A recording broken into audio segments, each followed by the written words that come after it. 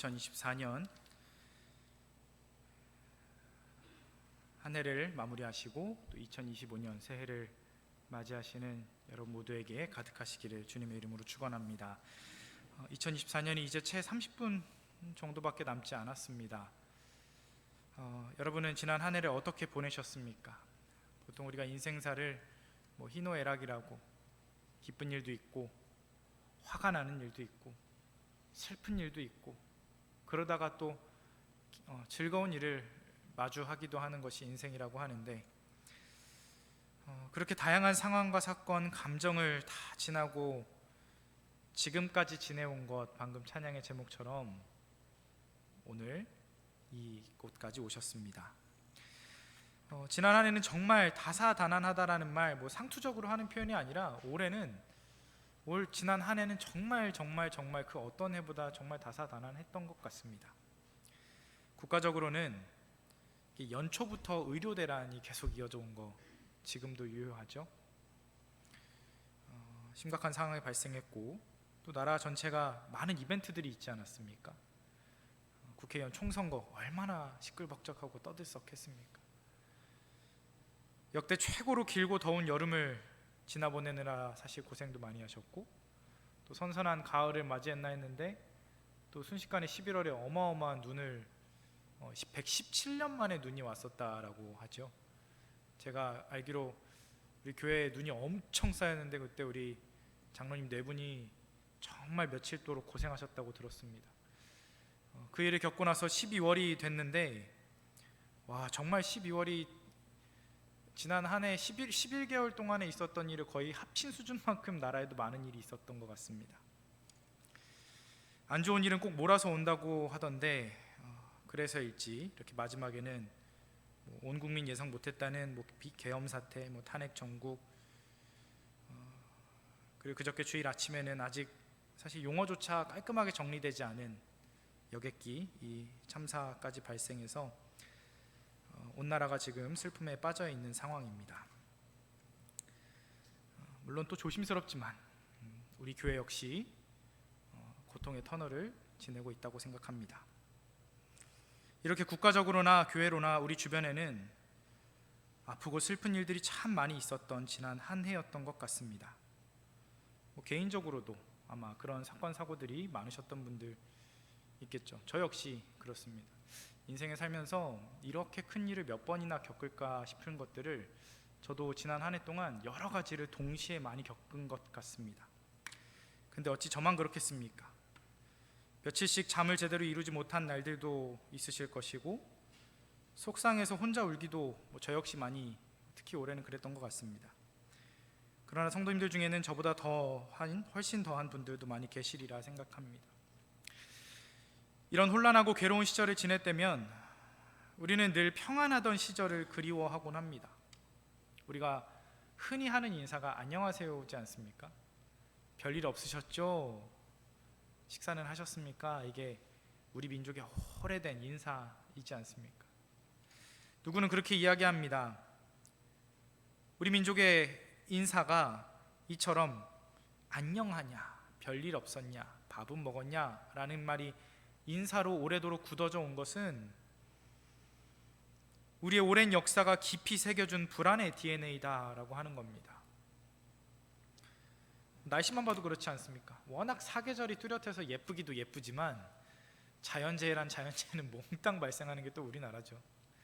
지리적으로도 막 끼어 있다 보니 역사를 보았을 때 열강들과 또 외적들의 침입에 항상 불안했었던 것이 이 나라입니다. 그래서 따뜻한 밥 한 끼 배불리 먹이는 게 아주 중요한 애정이자 또 예의의 표현처럼 지금까지 우리 안에 있지 않습니까?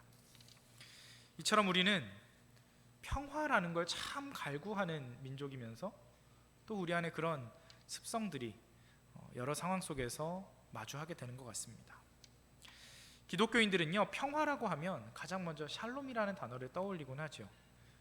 요즘엔 잘 안 하는 것 같은데 예전에는 서로 인사하면 샬롬 하면서 인사하기도 했었던, 이게 손가락을 흔드는 거는 무슨 의미인지 저도 정확히는 모르겠는데 손가락을 흔들면서 샬롬 하기도 했던, 그렇게 기독교인들 사이에서는 많은 이 공통 의식이 상식이 퍼져 있습니다.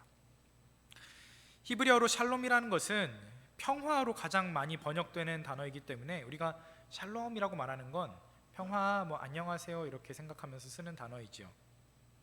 실제로 히브리식 인사가요, 만나면 하는 말이 마샬롬카인데요, 이게 너, 뒤에 카라는 게 너라는 뜻이고요, 이제 마라는 건 무엇이라는 뜻입니다. 그래서 마샬롬카 그러면 너 뭐가 평안하냐, 뭐 그냥 쉽게 얘기하면 평안하지? 라는 말로 인사할 수 있는 표현인데요, 너 샬롬하냐, 너 평안하냐 라고 묻는 것만 봐도 우리가 하는 그 인사랑 뜻이 참 비슷하다는 생각이 들기는 합니다. 그런데 오늘 여러분과 좀 나누려고 하는 것은 이 평화를 가리키는 샬롬이라는 단어가 우리가 그냥 평화, 보통 평화라고 하면 다툼과 갈등이 부재한 상태, 큰 문제가 없어 보이는 걸 평화라고만 우리는 생각하지만 사실 샬롬이라는 단어가 가지고 있는 뜻은 이 정도가 아니라는 걸 좀 나눠보고 싶습니다. 성경이 말하는 평화, 즉 샬롬의 참 의미가 무엇인지 한마디로 표현하자면 그 본래적 의미는요, 완전한 또는 온전한이라는 뜻입니다. 그러니까 마샬롬카, 너 샬롬하니? 라고 말하면, 너 안녕하니? 라고 말하면 그거는 너 온전하니? 너 완전하니? 라고 하는 뜻입니다. 성경에서 샬롬이라는 단어가 쓰인 것이 참 많긴 합니다만, 물론 샬롬이 누구와 누구 사이에 두 주체 간에 또는 뭐 다자 간에 갈등과 싸움이 없을 때도 샬롬이라고 표현하긴 합니다. 그러나 예를 들면 이런 겁니다. 성벽을 쌓을 때, 돌담을 쌓을 때 구멍 없이, 빈틈 없이 잘 막아서 그곳으로 바람이나 물 한 방울 새지 않게 만든 그런 잘 다듬어 쌓은 그런 성벽을 샬롬한 성벽이라고 말합니다. 이것은 무엇을 말하냐면 쌓아 올린 것 가운데 무엇 하나라도 비면 샬롬하지 못한 겁니다. 무엇 하나라도 온전하지 못하면 그것은 샬롬하지 못하다라고 말할 수 있는 겁니다. 양떼가 우리 안에 양떼가 100마리가 있어도 한 마리가 어딘가 사라졌으면 안절부절 못하고 저걸 어떻게 하면 좋지, 어떻게 찾아 나서지, 어디에 있을까 조마조마한 것이 그게 샬롬하지 못한 것. 그 한 마리조차 다 찾아서 이 빈틈없이 온전히 다 찾아진 바 되었을 때 비로소 성경은 그것을 샬롬이라고 말하는 것입니다. 다윗이 전쟁터에 있는 형들을 찾아갔죠. 전쟁터에 형들이 3명 있었습니다. 아버지가 형들에게 무난하게끔 이 다윗을 보냈다라고 성경에 되어 있는데 여기서 그 샬롬이라는 단어가 쓰여 있는 겁니다. 만약에 다윗이 형들을 찾으러 갔는데 셋 중에 한 명은 어디가 다쳤습니다. 만약에, 또는 셋 중에 2명은 뭐 죽었습니다. 그러면 샬롬하지 못한 것이죠. 살아있는 형이 몇 명이더라도 다치거나 온전치 못한 사람이 있다면 샬롬하지 못한 겁니다. 샬롬이란 모든 것이 다 회복되어야 됩니다. 모든 것이 있는 그대로 돌아와야 됩니다. 무엇 하나 상함도 빠짐도 부족함도 없이 채워져 있는 것을 샬롬이라고 말한다는 것입니다. 샬롬이라는 단어가 우리 인생으로 들어오면 이렇게 될 것입니다. 복잡한 인생 사이에 정말로 다양한 요소들이 있다는 것을 바탕으로 한다면 온전하고 완전한 상태를 유지해야 우리는 비로소 샬롬했다라고 얘기할 수 있을 것 같습니다. 성도님들은 지난 한 해 샬롬 하셨습니까? 아마 가슴이 착잡하고 빈 구멍이 있다는 것을 느끼시는 분들이 많을 것 같습니다. 그런 면에서 보자면 우리는 누군가에게 평화를 빌고 평안하기를 빌고 샬롬하다라고 누군가 혹시 이야기할 수 있다면 그건 정말로 엄청난 기적이 아닐 수 없습니다. 개인적으로는 저희 가정이 현재도 진행형이지만 올해 작은 아이를 출산하는 과정에서 다시 한번 이 사실을 절실히 느끼고 있습니다. 한 사람의 생명이 온전하다, 이 아이가 온전하게 태어났다라고 하기 위해서 만약에 체크리스트가 있다면 얼마나 많은 것들이 온전해야 되는가, 더함도 빠짐도 없어야 하는가.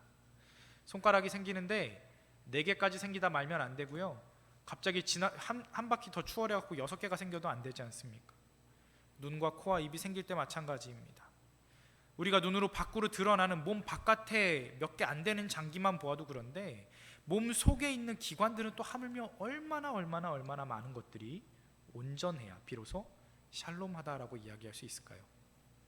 사람이요, 결정적인 혈관 몇 개만 엉켜도 생존이 불가능하다라는 걸 이번에 알았습니다.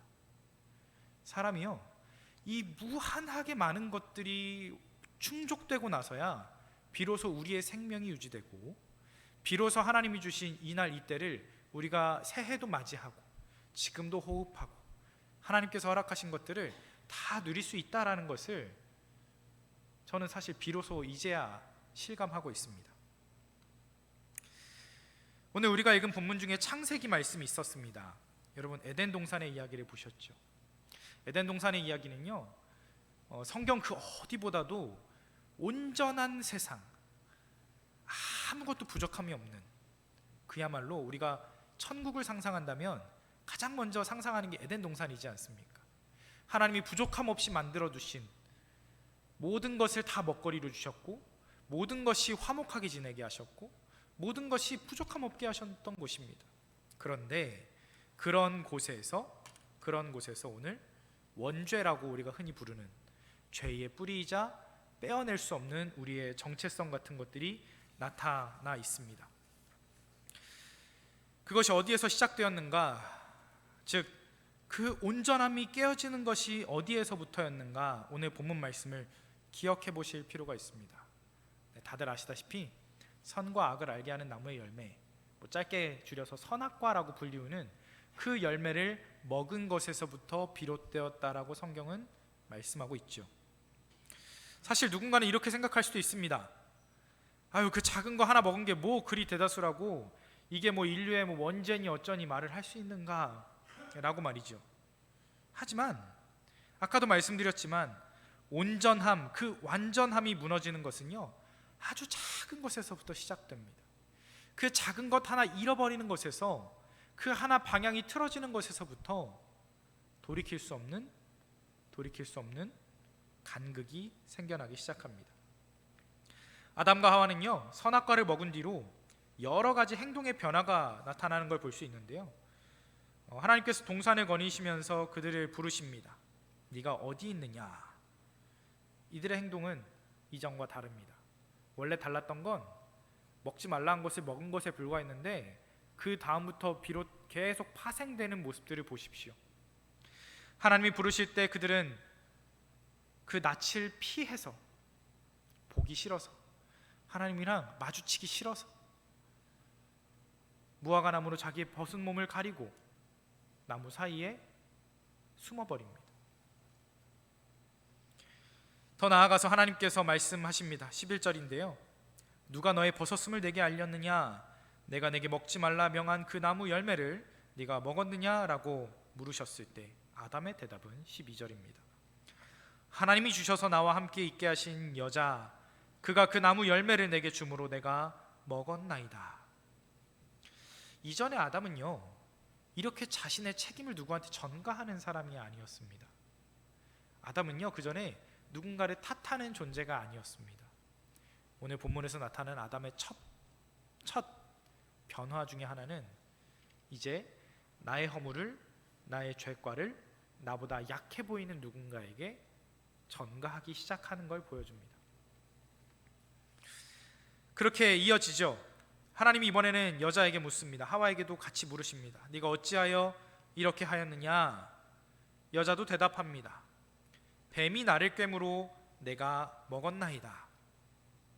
여러분, 아담과 하와, 이 남자와 여자의 대답에서 우리는 몇 가지 사실을 알 수 있는데요, 첫 번째는 이 두 사람 모두 하나님의 물음 앞에, 이게 뭐 전문 용어로는 방어기제라고도 할 수 있는데요, 하나님의 추궁 앞에, 하나님 앞에서 무서우니까 보여준 반사적인 반응이 무엇이냐면, 제가 그랬습니다. 저 녀석 때문입니다. 저게 저를 꼬셨습니다. 라고 얘기하는 겁니다. 아담은 하와에게, 하와는 뱀에게 그렇게 말이죠. 그리고 두 번째는 결국 그들이 의도하지는 않았을지는 모르지만 결국 그들의 대답이 모두 하나님을 원망하는 데 귀결하게 된다라는 겁니다.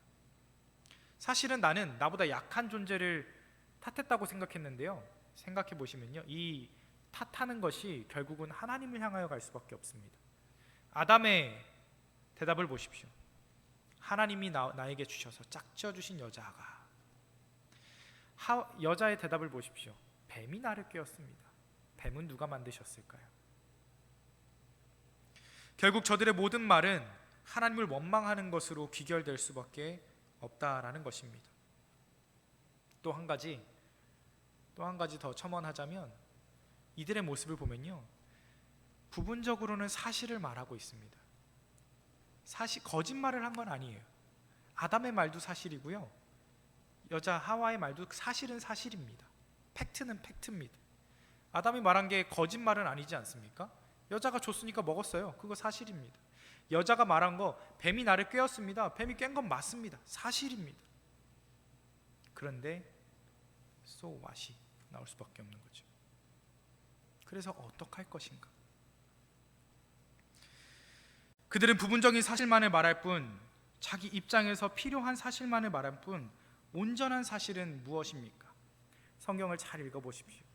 창세기 3장 6절에 보면요, 이 뱀이 하와를 소위 막 이렇게 꿰었다라고 할 때 그 장면을 보시면, 그때 아담이 그 자리에 함께 있었습니다. 여자가요, 먹고 자기와 함께 있던 남자에게 주었다라고 되어 있습니다. 창세기 3장 6절에 아담이 그 자리에 있었어요. 아담이요, 과연 여자 때문에 먹었다고 할 수 있겠습니까? 여자가요, 뱀이 나를 꿰었다라고 하는 건 사실입니다. 그런데 뱀이 직접 준 적 없습니다. 뱀은요, 그냥 교묘하게 몇 가지 질문을 던졌을 뿐입니다. 하나님이 정말 너에게 아무것도 먹지 말라 그랬니? 라고 하면서 질문을 몇 가지 던졌을 뿐이지, 그 손을 뻗어서 선악과를 취하고 자신이 먹고 남자에게 준 것은 여인의 직접적인 선택이었다는 것입니다. 부분적으로는 사실이나 온전한 사실은 아닌 것으로 자신을 방어하고 싶고, 결국은 나보다 약한 존재에게 떠넘기지만 그것은 곧 하나님을 향할 수밖에 없다라는 것입니다. 온전함이 쪼개졌다라고 하는 것은 이처럼 아주 작은 것에서부터 시작되었다고 볼 수 있습니다. 자신이 할 수 있는 것이 아담으로서나 하와로서나 하나님 앞에 나아가, 하나님, 예, 먹었습니다. 죄송합니다. 다시는 그러지 않겠습니다. 이 말 한마디가 왜 어려웠을까 싶지만, 우리 인간 실존에는 모두 같은 연약함이 있다는 것을 인정할 수밖에 없습니다. 여기서 우리는 인간의 본성에 대해서 생각해 보게 됩니다. 우리는 어떤 사고나 문제가 생기고 또 어떤 위기나 고난과 시련이 처했을 때, 보통 사람들은 그래서 그 원인을 이렇게 말합니다. 너 때문이야, 또는 세상 때문이야 라고 말하죠. 물론 정말로 그 사람이 상처를 받거나 피해를 보는 것에는 정말 다양한 불가항력적인 사건이 발생할 수도 있고요, 또는 상황이 무척 꼬이고 잘못되어서 고통을 받는 경우도 있습니다. 사회 구조 악의 문제가 있을 수도 있고요. 그러나 많은 경우에는 나 자식에게는 너그럽고 잘못의 원인을 다른 것으로 돌리려는 경향이 우리 인간의 본성에 있다라는 것입니다. 이제 우리 마태복음에 기록된 산상수훈의 말씀으로 넘어가 보려고 합니다. 그럼 우리가 어떻게 해야 되는가? 예수님은 당신을 따르려고 산 위로 따라온 제자들에게 말씀하셨습니다. 산상수훈 또는 상상보훈이라고 말씀하시는 이 마태복음 5장, 6장, 7장 총 3장이 걸쳐 있는 말씀이요, 누구에게 하신 말씀이냐면 마태복음 5장 1절에 보면요, 예수께서 산 위에 올라가시니 제자들이 나아온지라 입을 열어 가르쳐 가라사대 라고 말씀하시거든요. 예수님이요, 아무한테나 그냥 말씀하신 게 아니라요, 산이라는 구분된 장소로 가셨을 때 그곳까지 쫓아와서 결단하고 예수님의 제자라고 불리기를 원했던 사람들에게 하신 말씀이 산상보훈입니다. 그냥 아무에게나 외치신 말씀이 아닙니다. 결단이 있고 고백이 있고 그만한 헌신의 자리가 깔려진 사람에게 하신 말씀이 산상보훈입니다. 우리가 그저 은혜로운 말씀을 하셨다, 되게 보배로운 말씀의 집합이다 라고만 얘기하기에는 사실 이 말씀은 예수님께서 구분된 자들에게 주시는 거대한 도전입니다. 뭐라고 말씀하셨습니까? 비판을 받지 아니하려거든 비판하지 말라. 너희가 헤아리는 그 헤아림으로 너희가 헤아림을 받을 것이다 라고도 말씀하십니다. 어찌하여 형제 눈 속에 있는 티는 보고 내 눈 속에 있는 들보는 깨닫지 못하느냐. 보라, 내 눈 속에 들보가 있는데 어찌하여 형제에게 말하기를 나로 내 눈 속에 있는 티를 빼게 하라 하겠느냐 라고 말입니다. 지난 성탄절에 우리 성도님들과 나눴던 말씀이 있습니다. 기억하실지 모르겠습니다. 요셉이 가브리엘 천사에게 현몽했을 때, 원래 그전에는 의로운 사람이라 자신의 성정으로 그냥 조용히 덮으려고 했었던 그 요셉, 팩트는 사실을 따져 들어가면 요셉은요 억울하기만 한 사람입니다. 자기와 상관없이 임신한 마리아를 내 아이가 아닌데 그 아이를 내 아이라고 인정하게 되는 그 모습은 세상 사람들에게 그 율법이 너무나도 중요한 유대인들 사회에서 제가 저 여인을 정혼 기간을 지키지 않고 제가 저 여인을 임신시켰습니다 라고 스스로 그 죄를 뒤집어 쓰는 것입니다. 요셉 입장에서는요 세상 억울한 일이 이런 억울한 일도 없습니다. 그러나 그 자리에 예수님이 결국 태어나신 겁니다. 온전함을 위해선 과감한 결단이 필요합니다. 내 안에 있는 가장 얇은 막을, 그리고 가장 끈적한 것을 직시하고 걷어낼 수 있는 그런 용기가 필요하고 결단이 필요합니다. 누구에게나 마찬가지입니다. 부분적인 사실을 통해서 내 입장을 언제나 변호하고 싶은 욕구조차도 때로는 하고 싶은 말도 참고 하기 싫은 말도 때로는 해야 되고, 그런 결단이 성도들에게 요구되는 주님의 말씀이라는 것입니다. 처음으로 돌아가겠습니다. 오늘 나누고자 했던 말씀의 제목은요 온전함을 위하여입니다. 무엇의 온전함을 위하여이겠습니까? 우리 성도님들 한 분 한 분의 삶, 이 나라에 지금 너무 혼탁한 이 상황, 그리고 우리 이 공동체의 모습까지, 온전함이란 무엇 하나 빠져서는 안 됩니다. 무척 어려운 길입니다. 샬롬을 이루기 위해선 그 누구 하나도 빠져서는 안 됩니다. 그 누구 하나도 버려져서는 안 됩니다. 그 누구 하나도 회복되지 않으면 안 됩니다. 다 회복되어야 합니다. 샬롬, 우리 성도님들에게 지난 한 해가 샬롬 하셨는지 다시 여쭙습니다. 그러나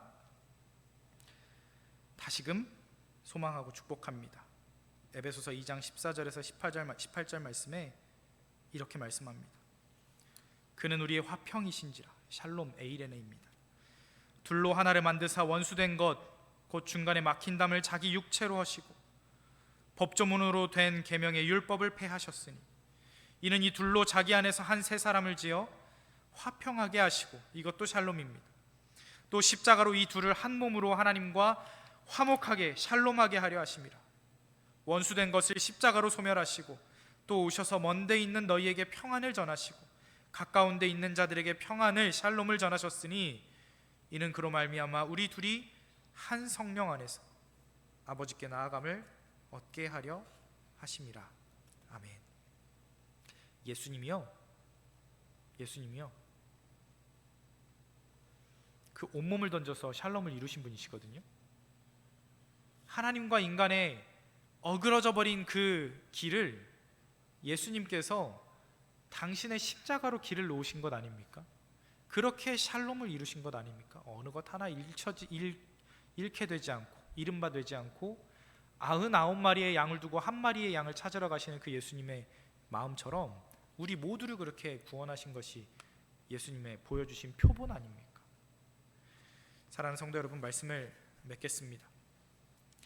이제 시작되는 새해에는 지나온 한 해보다 더 온전해지는 저와 여러분의 개인의 삶과 우리 교회 모습이 될 수 있기를 주님의 이름으로 축원합니다. 그 길을 위해선 정말 결단하셔야 됩니다. 그 길을 위해선 우리 모두가 마치 하나님 앞에 무화과 나무 잎으로 막 입은 채로 불려질 때 그 두려움을 느꼈었을 아담과 하와의 심정으로 그렇게 나아가야 합니다. 그렇지 않고서는 이 길이 어렵습니다. 예수님 말씀하신 것처럼 비판하지 않고 헤아리지 말라고 하신 그 말씀을 참으로 두렵게 받아들여야 합니다.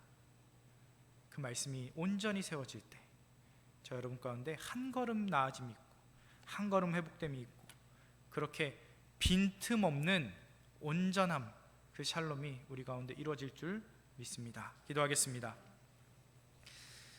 아버지 하나님, 참으로 연약합니다. 지나온 한 해는 특히 저희의 연약함이 그렇게 드러났던 것 같습니다. 저희를 불쌍히 여겨 주시옵소서. 무화과 나무 잎으로 계속해서 우리의 연약함과 치부를 가리려고 노력하지만 바람 한번 불면 다시금 사그러들 그것이 아니라 우리 주님 예수 그리스도 그 어린 양으로 기운 가죽옷을 입혀주시고 우리의 약함이 아니라 주님의 강하심과 주님의 온전하심과 우리를 평화하게 하시는, 우리를 샬롬하게 하시는 그 능력이 우리 안에 가득하게 하여 주시옵소서. 주님, 우리 각 사람의 마음 가운데, 우리 각 사람의 삶 가운데